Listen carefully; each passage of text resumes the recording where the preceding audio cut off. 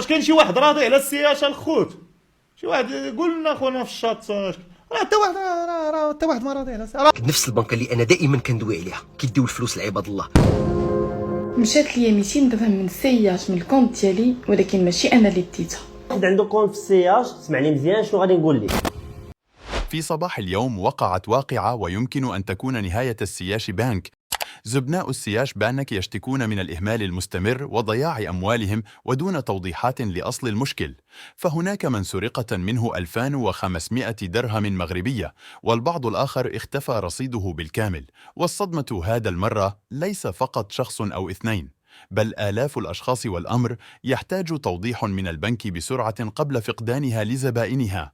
فالناس لحد الساعة لم يفهموا شيء ولم يعرفوا أصل المشكل، وهل سيسترد المواطنون أموالهم دون نقصان؟ نفس البنكه اللي انا دائما كندوي عليها كيديو الفلوس لعباد الله. ما بغيتوش تحشموا، والله ما بغيتو تحشموا قسما بالله. كيكون بنادم على هدى من الله جالس كتخطفوا ليه الفلوس من الكونت ديالو، ما فاهم والو، ما باينه حتى شي اوبيراسيون. ديروا نتوما بحال كتعطيو فلوسكم لشي وليد صغير، كتقول له هاك خب عليا هادو، من بعد كتقول له عطيني ولدي داك الفلوس، كيقول لك بح طاحوا ليا.